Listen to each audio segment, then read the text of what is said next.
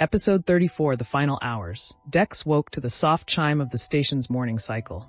Elara's breathing steady against his shoulder. For a moment, just one perfect moment, he let himself exist in 3 dimensions only. The warmth of her skin, the faint hum of environmental systems, the view of stars through the viewport. Then 17 dimensions crashed back in, and he saw the probability streams branching from this moment. Futures, where they departed on schedule. Futures where something went wrong. Futures where Representative Zhao's independent expedition found artifacts first. Futures where— "Stop," Elara murmured, not opening her eyes. "I can feel you spinning out across dimensions. Come back." Dex focused, filtering his perception down. 3 dimensions. The present moment. The woman he loved. "Better," she said, finally looking at him. "How long until departure?" 42 hours, Dex said. "Give or take." "Then we have time for breakfast." Elara sat up, the sheet falling away. Real breakfast, with Garrett, like humans do. Dex smiled, despite the weight pressing on his chest. Like humans do. They found Garrett in the maintenance break room. Not the commissary, but the small, cramped space where he'd spent 6 years eating recycled protein bars and drinking station coffee. Garrett had brought real eggs somehow, actual bread and coffee that smelled like earth. "Don't ask where I got the eggs," Garrett said, sliding plates across the table. "You're about to become some kind of galactic dignitary. Plausible deniability." "I'm a maintenance worker," Dex said automatically. Garrett's expression softened. "You were a maintenance worker, past tense. That life ended when you planted that quantum relay 6 weeks ago." He paused, then added quietly, "Hell, maybe it ended years before that. Maybe you were always going to be more than invisible." Dex ate slowly, savoring every bite. Real food. Real coffee. Real conversation with the man who'd taught him that paying attention to details could save lives. When had that lesson become prophecy? "I brought you something," Garrett said, pulling a data chip from his pocket. 6 years of maintenance logs. Every shift you worked, every repair you made, every system you kept running while everyone else looked away. Dex took the chip, throat tight. "Why?" "Because when you're out there facing tests designed to break consciousness itself, you might need to remember who you were." Garrett's voice roughened. "You were the guy who fixed broken things, who paid attention, who never took shortcuts even when no one was watching. That's not nothing, Dex. That's everything."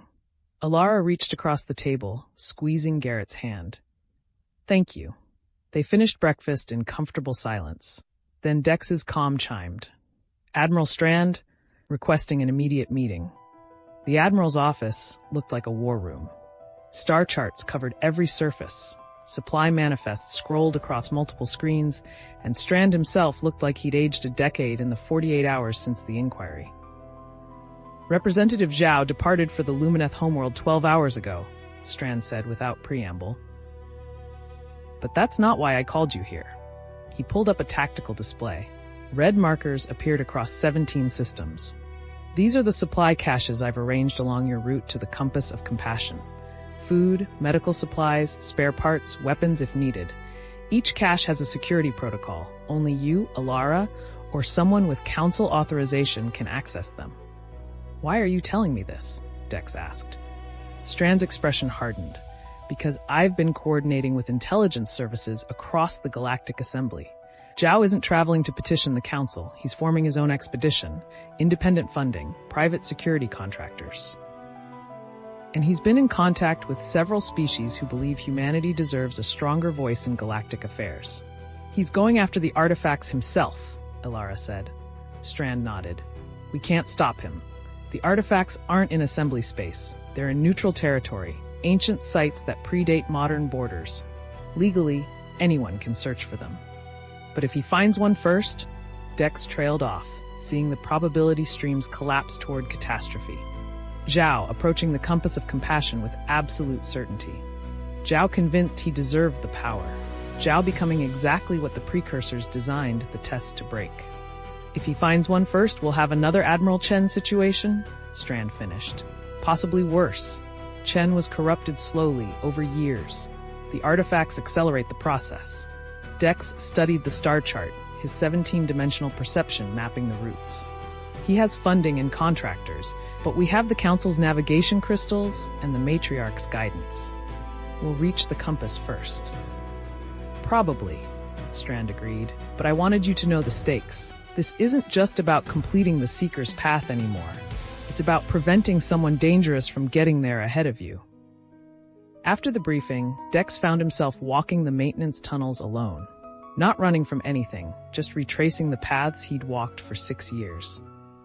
Junction 17, where he'd first met Elara. Level 9, where he'd planted the quantum relay that started everything. The Armory access tunnel where they'd hidden before stopping the assassination. Every location carried weight now. Memory layered over memory, probability streams showing him the futures that had branched from each choice. His comm chimed again. Sarah Chen requesting a private meeting. They met in one of the station's observation lounges, empty during the day cycle. Sarah looked composed, professional, but Dex could see the grief she carried, not for the brother who'd died, but for the brother who'd been lost years before that. I've been reading his journals, Sarah said without preamble.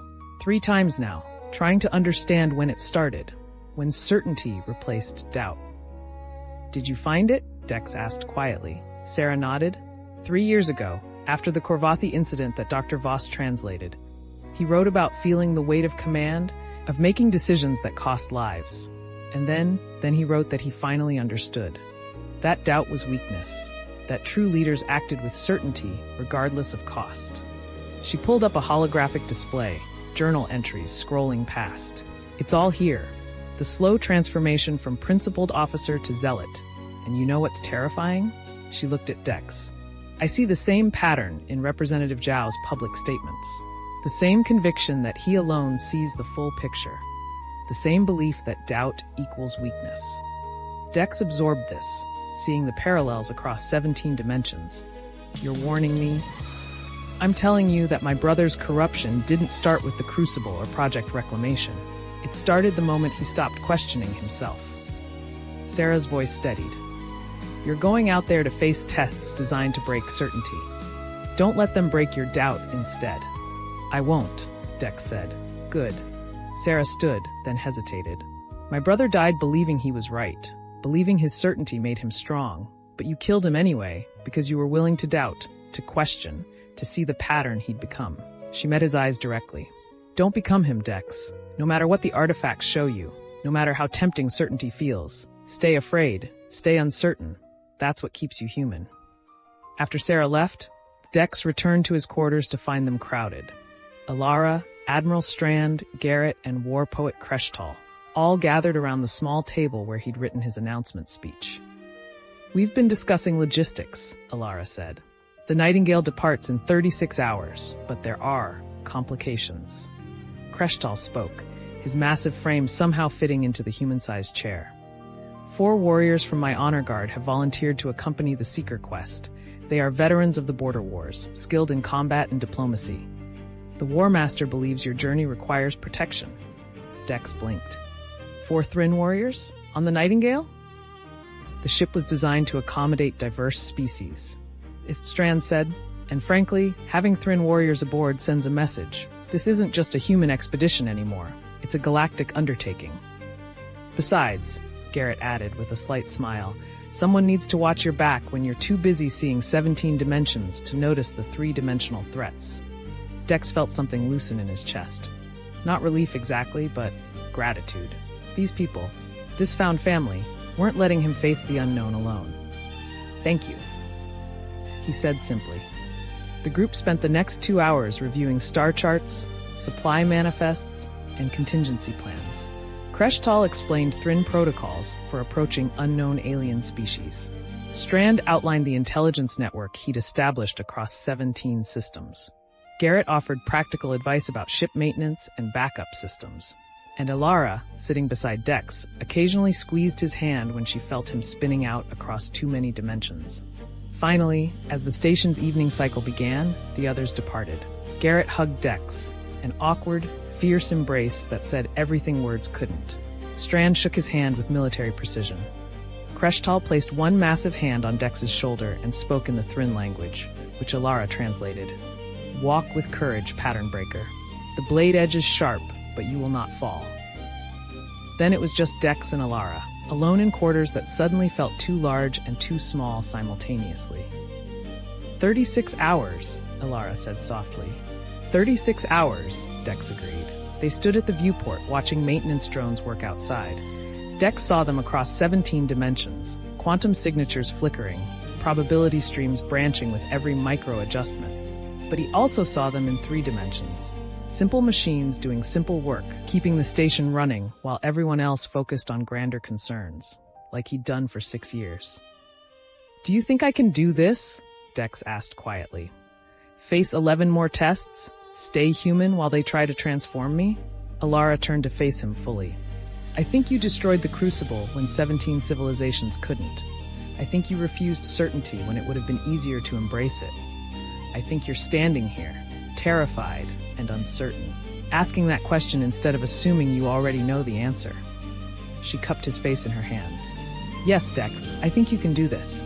Not because you're special or chosen or destined, but because you're you, the maintenance worker who pays attention, who sees patterns, who fixes broken things."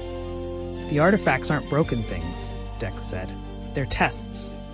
"Maybe fixing consciousness is the same as fixing a broken conduit," Elara replied. "You find the problem, you understand the system, you make the repair, and you don't take shortcuts, even when no one's watching." Dex pulled her close, breathing in her scent, feeling her heartbeat against his chest. Across 17 dimensions, he could see their possible futures branching and collapsing. Some ended in triumph, some ended in tragedy. Most ended in transformation, in becoming something neither of them could fully imagine. But in this moment, in 3 dimensions, they were just 2 people holding each other while the galaxy prepared for their departure. "I love you," Dex said. "I love you too," Elara replied. "Now and across all 17 dimensions, in every probability stream, in every possible future." They stood there for a long time, watching the stars turn. 36 hours until departure. 36 hours until the real journey began. And somewhere in the darkness between dimensions, the precursors watched with something like hope. The maintenance worker who'd refused their gift was about to begin the journey they'd designed 3 million years ago. Not because he was certain he would succeed, but because he understood he might fail and chose to try anyway. The comm chimed, a priority message from the Lumineth matriarch. Dex answered, and her crystalline form materialized in the center of the room. "Seeker," she said, her voice carrying harmonics across 17 dimensions. "I bring news. Representative Zhao has accelerated his timeline. His expedition departs for precursor space in 24 hours. Dex felt probability streams collapse. "He's trying to beat us to the compass." "Yes. And while he lacks the Council's navigation crystals, he has acquired certain technologies. Black market precursor scanners, stolen star charts. He will not reach the compass first, but he will arrive shortly after you." The matriarch's form pulsed with concern.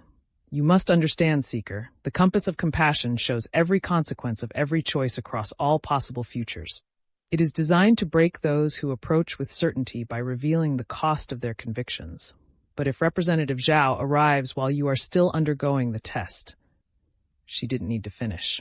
Dex saw it across 17 dimensions, Zhao arriving at the compass, finding Dex vulnerable, transformed, possibly broken by the visions.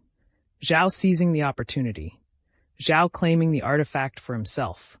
Zhao becoming exactly what the galaxy didn't need. "We depart in 12 hours, Dex said. "Not 36, 12. The matriarch inclined her head. "The Nightingale will be ready. I will inform War Poet Kreshtal and his warriors. Admiral Strand will accelerate the supply preparations." Her form began to fade. "One more thing, Seeker. The compass is located in the Veil Nebula, in a region where normal space overlaps with the ether. You will need to be prepared, not just physically, but mentally. The visions begin before you even reach the artifact." "How long do the tests usually last?" Elara asked. The matriarch's voice carried sadness.